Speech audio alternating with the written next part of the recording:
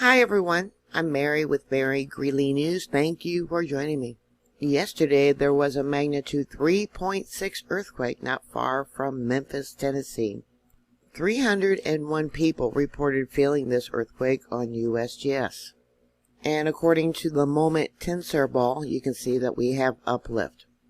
According to Seth Stein, who is a professor of geology of sciences at Northwestern, these earthquakes along the real foot seismic zone, which is this red line here, and I've got a lot of the earthquakes tracked out, and the area, the location of that one earthquake that they had, or actually a series of earthquakes in 1811.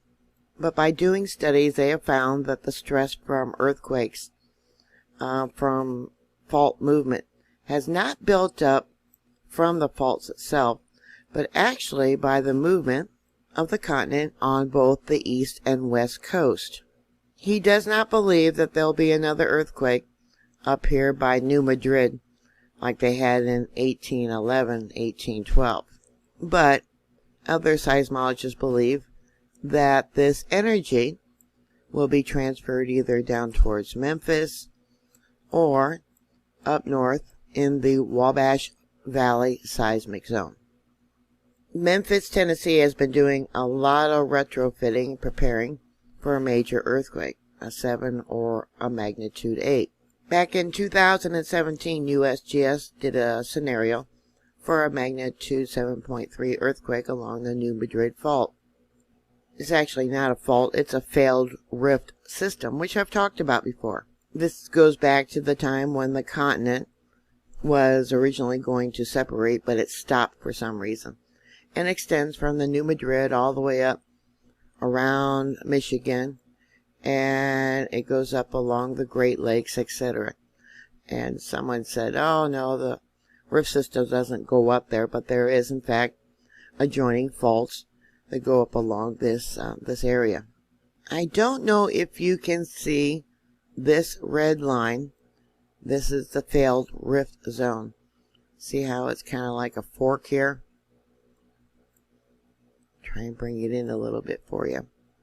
According to one report that was published in The Atlantic, nearly 715,000 buildings are damaged. In the 8 states that would feel and have the effects of a major earthquake, about 42,000 search and rescue personnel working in 1,500 teams are required to respond to the earthquake.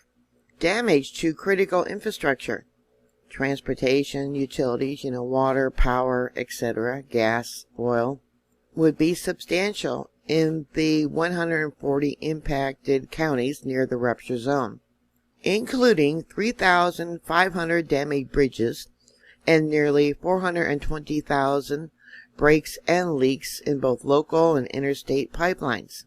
Approximately 2.6 million households are without power after the earthquake. Nearly 86,000 injuries and fatalities resulted from damage to infrastructure. Nearly 130 hospitals are damaged, and most are located in the impacted counties near the ruptured zone.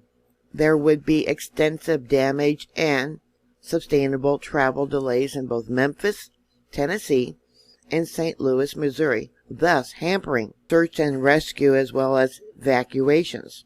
Moreover, roughly 15 major bridges are unusable. Even 3 days after the earthquake, 7.2 million people would still be displaced and 2 million people seeking temporary shelter.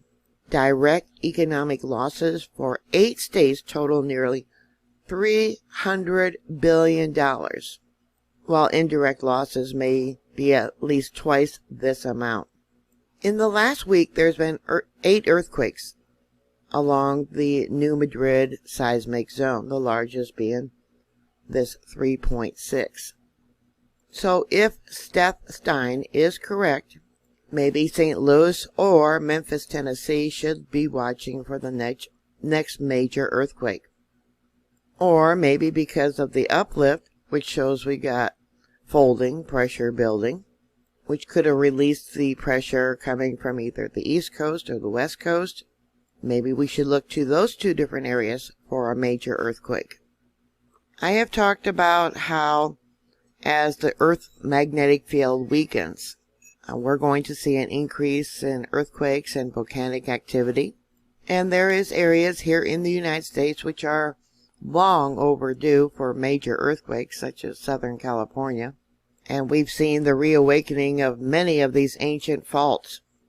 Another thing that a lot of people don't talk about or think about is the nuclear power plants, or in fact being on their own for a long time, such as the Juan de Fuca fault zone.